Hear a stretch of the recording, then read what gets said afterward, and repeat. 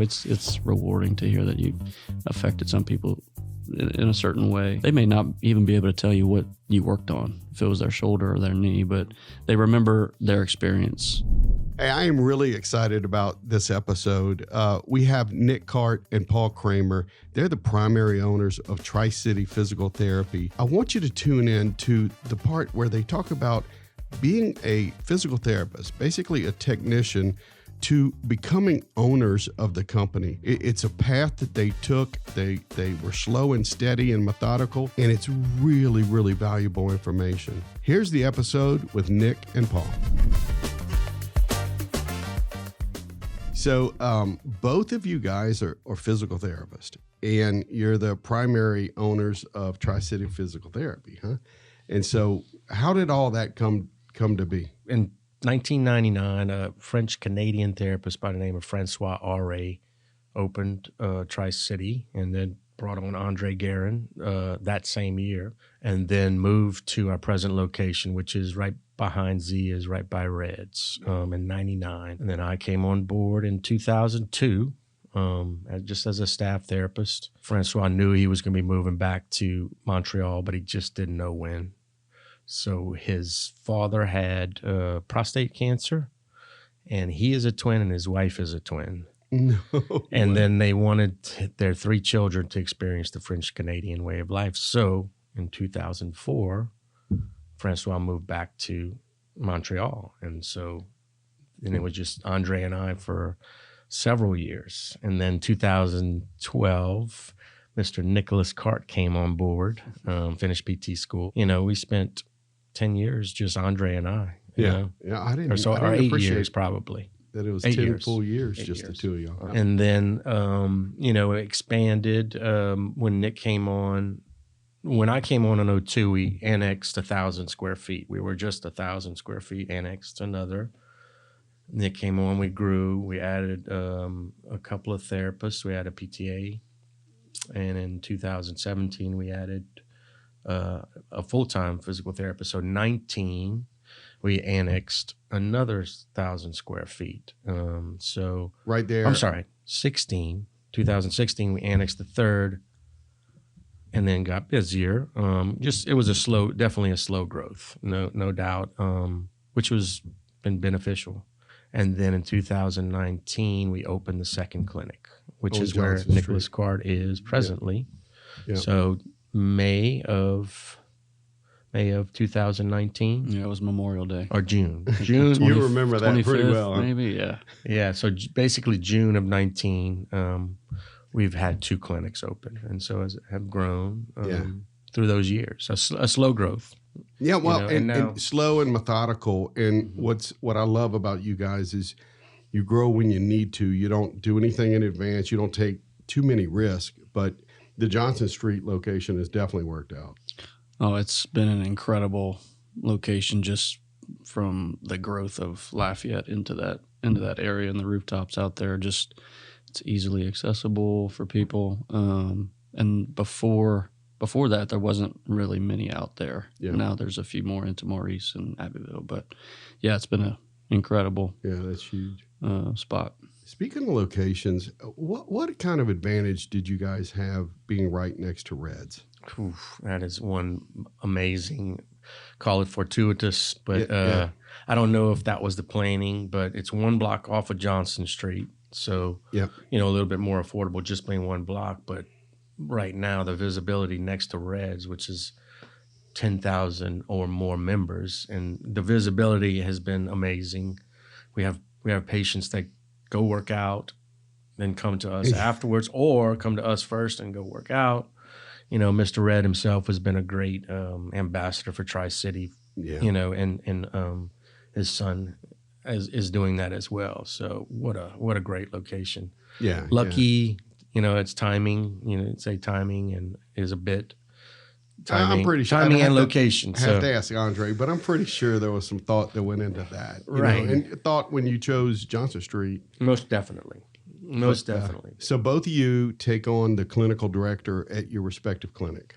That's right. Correct. I want to talk about growth and all of your people, because I've had the pleasure of working with you guys, and I'm very, very fortunate. But you have some stellar people that work with you guys, and y'all do a really good job of figuring out the right types of folks to come. And so, tell me about your challenges or your blessings of having the great people you guys have. Well, I'll say first, Andre and I used to talk about this all the time, but it always works out for us with staffing members. Just thinking about the staff that we've had over the years is just similar personalities, similar vision, all worked super well with people. And even today, as we've lost some and gained some, the overall direction has not changed because the people are all kind of similar. One mind, trying to help people with their ailments, but also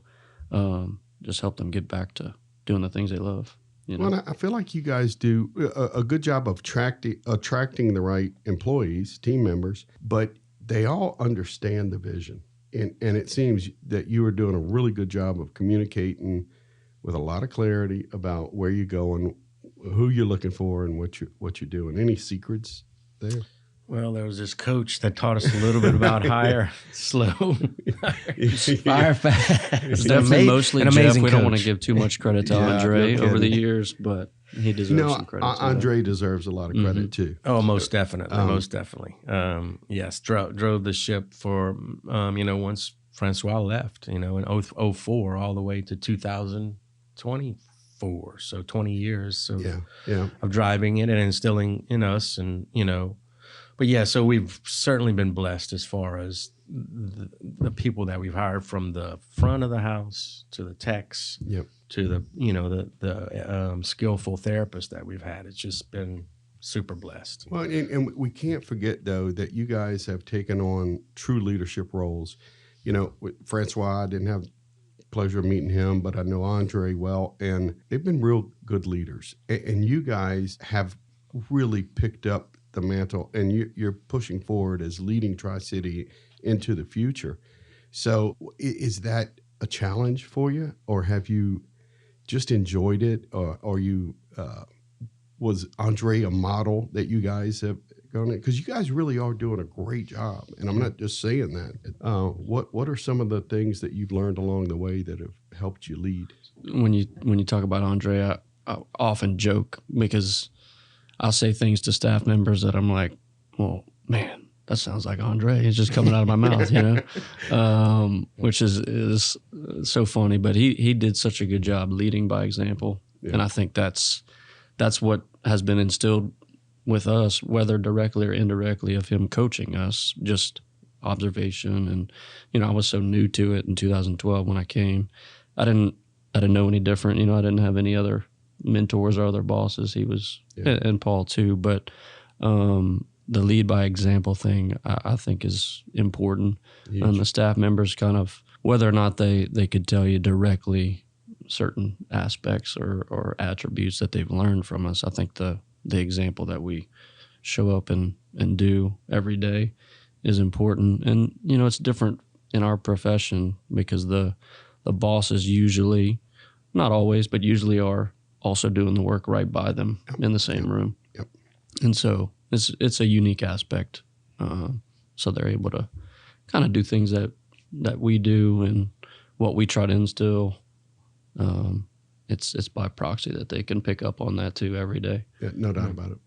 Yeah, and like we were taught, we're technicians as well as, the leadership, and in a leadership role. So such a dual role. So yeah, going back to Andre, the way he led, and it wasn't with an iron fist, but if he needed to say something, and through our 25 years working together, there were several times where it was just me and him, and he needed to tell me something, and it wasn't in an ugly way, but it was just, it needed to be said. And so when you see it, say it. And so, absolutely, yeah. So most definitely we've, I think, learned quietly through that, not by berating, not by getting upset, but seeing it and saying it. And so yes. And then also, just like what Nick said, I think by example, because we're in the trenches with them as well. We're the technicians, we're getting our hands dirty, we're also and so that has been challenging,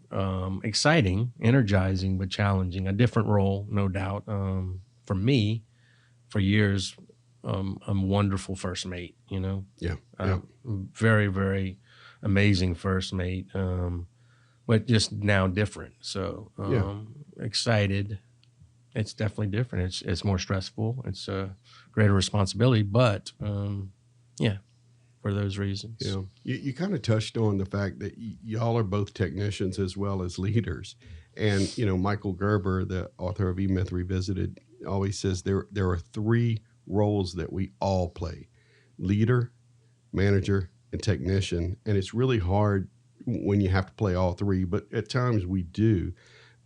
We can't forget Kelly in there on the management side. Most definitely. I was going to say that as well. Like when you talk about challenges, just having two different clinics doing things largely the same way, but there's tons of things that come up that are, they're doing it this way, we're doing it this way. Like, and so Kelly in the role that she's playing right now has been, like y'all said, super needed, necessary.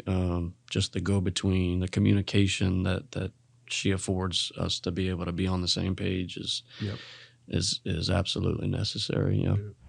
Like our guest just mentioned, chaos has a way of creeping up in our business, and it's confusing. It causes delay, and it's really, really expensive. I want to invite you to take our Erase the Chaos business assessment. It takes about 10 minutes to take. You'll get a free PDF report, and you'll have the tools you need to grow without chaos. Now, back to the episode.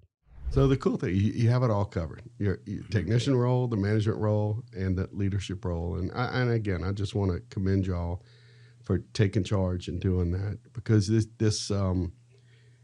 this practice of physical therapy is changing. What are some of the biggest challenges you guys have seen besides insurance reimbursement and all that? That's the number one. Yeah. And for the positive, I think when we in 2016 when we achieved direct access, I think that was a huge positive, for us. And I think right now our leading referral candidate is direct access. Is that correct? I think that's right. So that was such an instrumental for Louisiana to do that. That was a big positive one. The negative is just the realistic one is the reimbursement rates have gone down from really tough 60 to 70% to now 52%. Is more than expected. Is a good. So that's 20%, and I've been a PT for 25 years. And for folks that don't really appreciate that, I mean, let's just hypothetical numbers. Say you charge $100. You used to get reimbursed about $80, right? Now you're getting reimbursed 52. About 52%. Something like that. And so that is really hard to make it when you have all the fixed costs are going up. You got to pay the rent, you got to pay the lights, all that. It's a challenge that most people don't appreciate unless they're in this world. Mm-hmm. And most so definitely. you guys are making it happen though. And I'm going to tell you, the direct access is a direct reflection of the quality of care you guys are giving, because people can come directly to you and they either hear word of mouth and positive stuff, or they were treated by you before and they just come back on their own. So good job there, man. Yeah. We talk all the time about making your patient, whether it's the initial evaluation with that patient, your goal is to make them a lifelong patient if you don't know them already. And over the years, we've definitely built we often say the web where, we treat the initial one, and then we treat the mom, and then we treat the brother, and that's our goal. To. But you can't do it if you don't treat the first one well. Exactly, and then last one well, right? Exactly. Because you're as good as your last patient, or issue. And it's amazing. But I do love watching you grow and doing everything. Do y'all have any plans for the future? I know you've added. What is it, Shockwave? We've added Shockwave. Tell me about that, because it's really interesting. Yeah. So to the reimbursement kind of conversation, you see the profession getting more and more into things like cash-based services where for the patient, it's not the best if it's not reimbursed by the insurance companies, but it affords us the ability to offer these more, I don't know if the creative is the right word, but more services to get them better quicker. We invested in this shockwave device after doing quite a bit of research and trying to figure out if it was the right thing for us. But it's basically a high pressure wave or a sound wave into tissue that doesn't get too good of blood flow, things like tendons or sometimes scar tissue binds down and doesn't allow people to move or heal as well after an injury. Mm-hmm. And so this provides a stimulus to that tissue and promotes some body responses that will help even a new healing response on some things that have just been chronically painful, things like plantar fascia pain and tennis elbow, those things that really are harder to treat and get well quickly. It's provided tendinopathy, those difficult, long-lasting. It's provided something new and with some pretty good results so far. Yeah. And it's our entryway to hopefully offering more services like that and really compete with the insurance decline. You know? Sure.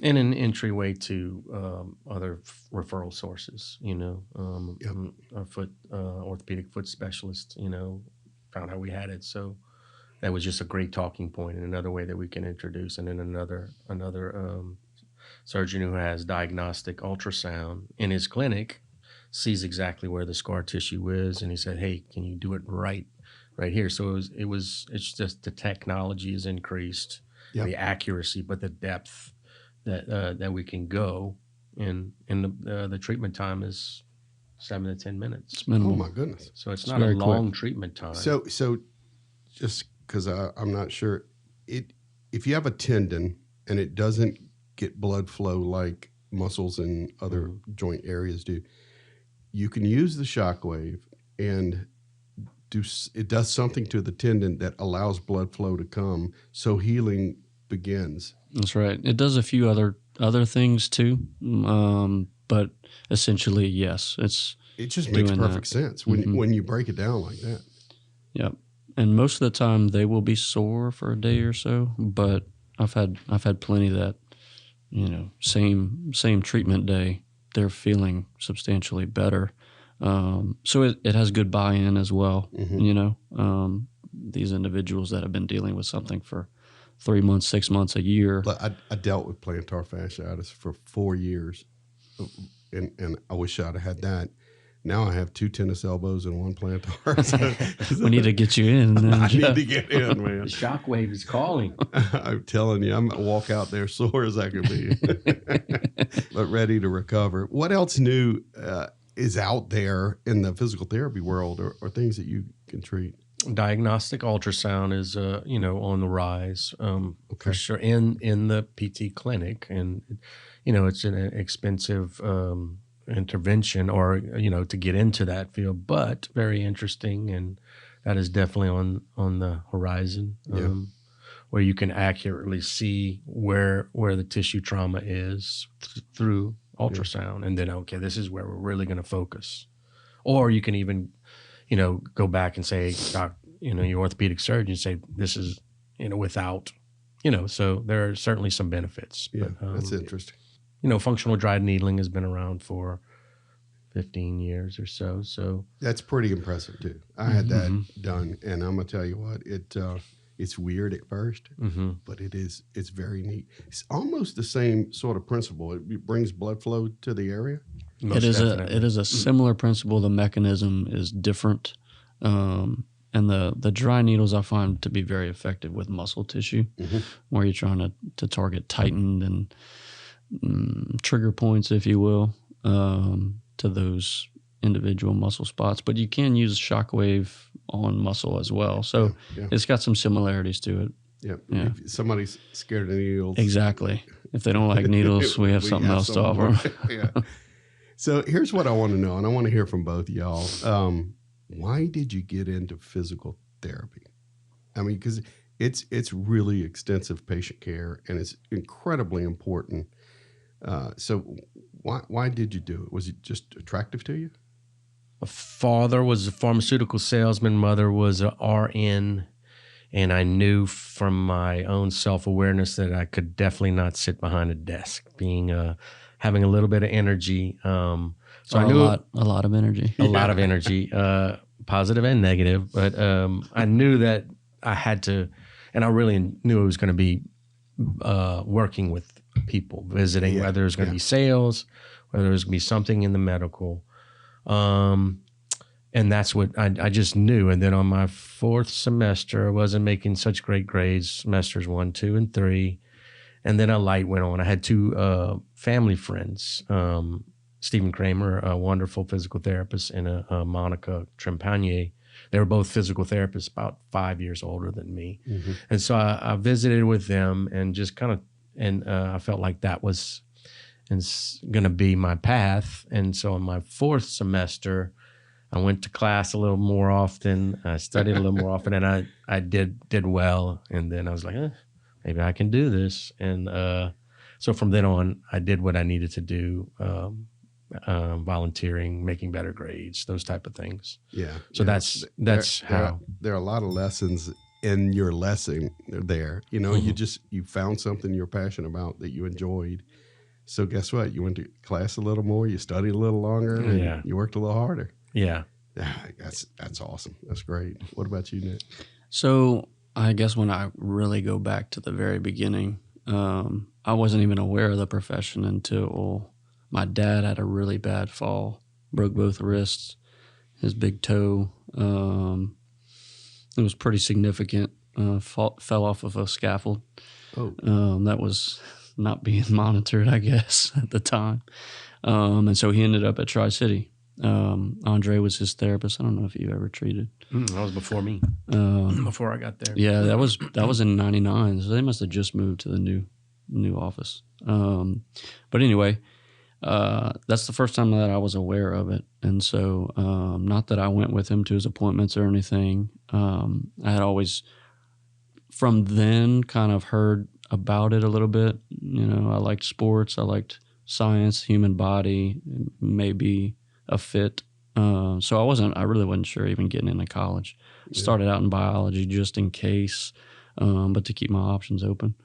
And so I called, talked to Andre on the phone. He picked up, actually. I was like, I want to just shadow, and see if it's something that I could see myself doing. And really from the first day, if I think back to it, it was just him and Paul at the time. So the clinic itself was I would describe it as peaceful. It was quiet, like there was healing going on, Yep.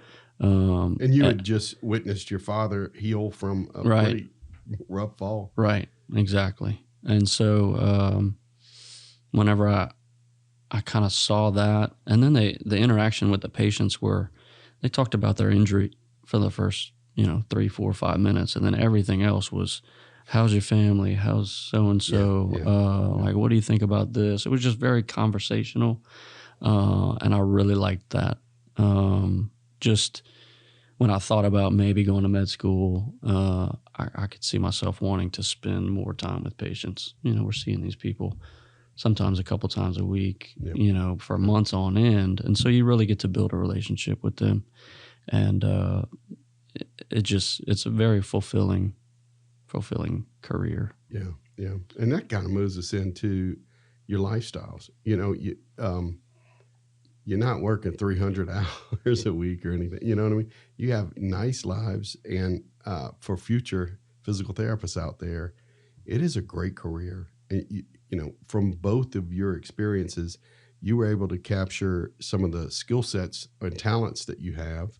You love dealing with people. You love talking. You're kind of energetic. It seems like you both want to experience being a part of someone's care journey. You know what I mean? And healing journey. And so it's amazing to watch. But what has it done for your family and your lives and the families of your patients? because y'all do a lot of good for a lot of people. Um, And look, you're not done having kids, right? I'll have another one here in about 5 weeks. Amazing. Maybe sooner, huh? Maybe sooner. It's been a little bit more challenging with my growing family because not that we spend 300 hours a week in the clinic, but we're there early, 7 a.m. and then sometimes home at 5:30. So it's been a little bit more of a challenge here in the past few years. But the work that we do, you can't put a price on that. And I hear it warms my heart. It does, because I'll down the road here, you worked with my so-and-so, and in the first few years of my career, I could tell you their name, their face, what they came in for. More recently, I'm like, who was that? And usually I'll remember, but it's rewarding to hear that you affected some people in a certain way, and they may not even be able to tell you what you worked on, if it was their shoulder or their knee, but they remember their experience that they had with you. Absolutely. And that's great. Yeah, I love that. Yeah. Oh yeah, it's certainly rewarding. You're running into the grocery store, running a ball game. Giving them a hug. You hadn't seen them. They show you their shoulder range they motion. show off a little. Most definitely, it's Look what I can do now. Easily my favorite part is seeing them get well, but also hearing their story. Like Nick was saying, we're focusing on improving them, getting them better, but getting their perspective on not their injury, but how they raise their kids, or their experience. And that's easily one of my I like stories and storytelling, and that's a wonderful part of it. And I'll give the example. You're talking about patients. So I recently treated Amelie. I won't say her last name, but she's now 25. I treated her when she was probably in the 4th grade for the first time. And then we ended up treating her mom, her dad, her brother, and then best of all was her grandmother, Miss Dottie, and her husband. But Miss Dottie hurt herself when she was traveling. I think it was Africa. She rode on a elephant. Oh. And and something happened. She slid. Well, for about 2 or 3 months, it wasn't getting any better. Well, anyway, she ended up having a total hip replacement from riding an elephant. So, is that your only elephant that's injury? my only elephant story. Only one, but six of the family members is pretty neat. So. Yeah, man, that's huge. So yes, and her brother. You said her that's brother. Right. Right? That's right. We did. I think both of them. Yeah, both of the brothers. Mm-hmm. So that was a beautiful. I mean, and you just know who they are. 2 generations. Without mentioning names, what's been the most rewarding experience with a patient that you've seen? Like they had a terrible injury and you brought them to a certain level of expanding their limitations and things like that. I'll go first. I think more recently, studying positional vertigo.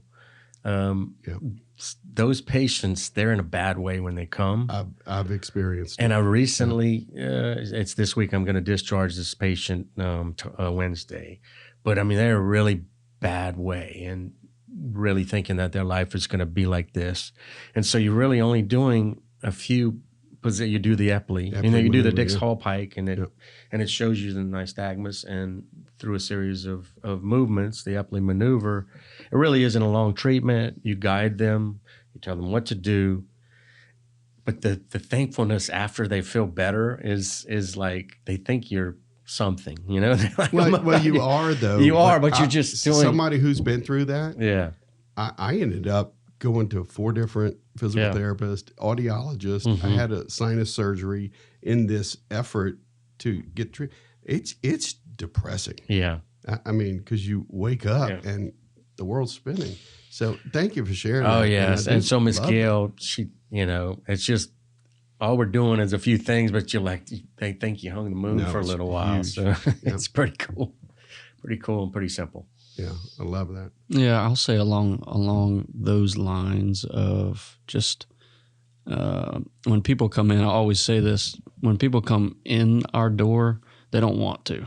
You know, some of them do. They know they'll get benefit and they'll recover, but some of them are very hesitant. They're very I don't know. You know, none of us want to hurt. You know, and there are stories out there of PTs that you go to PT, you expect some things to hurt. Work you out. And personally, I remember the few times I've had injuries. I had one groin injury that was pretty bad. I don't know if you remember that. I was playing softball and rec league, adult league softball. Probably shouldn't have been playing as long as I did, but a pretty significant groin pull that lasted off and on for a year. And I remember that was like my first real injury that I experienced, where it definitely helped me understand the patient side of things, because in my mind, I was never going to run again. I was never going to do the things that I really wanted to do. I was naive at the time. I was, late 20s. But it's real. It's a real thing, the fear of not being able to do something you love. But as far as patient goes, I have one right now that I'm anxious to see how he progresses, because he was in a very significant car wreck back in July. Multiple surgeries, has not been able to walk since July. And he's on the tail end of his surgeries. I think he still has one more to go before we can really start to bear weight and get him out of his wheelchair. And he's young. He's in his 30s. He's got a great attitude about it, but I can tell, it's been wearing on him. Not being able to work. One day you're living life normally, and then the next everything changes. So he's been one that I think about a lot. And to hopefully see him all the way through is going to be very special. I'm sure we can both think of several over the years. I'm sure you could over the years because of all the work you do. I think the last question really is your experience of being a physical therapist, becoming a partner, getting into the ownership side of things, and then working as a primary owner and leader within an organization. I think a lot of people need to hear about that experience because there are extremes. There are people that wait their whole life, and then they go out and do something on their own because they get frustrated, or there are people who jump really early without the experience. How has y'all's experience individually been with that I guess the elevation of your careers and responsibilities? I think, again, for me, slow growth was better for me. I'm not a very impulsive person. I started dating my wife in the 8th grade. So got married when I was 26. So I don't do, you don't move, don't move fast. too crazy. And I don't make crazy. So for me, the growth was necessary to be the first mate for a long time. I think that's been beneficial. And observe visually through my ears, osmosis, and I think the transition has been difficult, but to see the benefits, because not everyone has the opportunity to, own, have a piece of what they do. It's valuable, and I appreciate it. I'm very grateful for the opportunity for Mr. Andre Guerin, coming before my previous where I worked, and he says, ask the 5-year question, and what do you see yourself in 5 years? And 5 years, do you consider yourself the opportunity to have a piece of ownership or a percentage of ownership? I never really thought about it before. Wow. So I'm so grateful that he had that conversation with me somewhere around January of 2002. So now they're very, very grateful for the opportunity. But again, not everyone has that, to be able to do that. So it's been a blessing. Yeah, it's neat. I think whenever I think about, I guess I came into ownership whenever we opened our second location in 2019.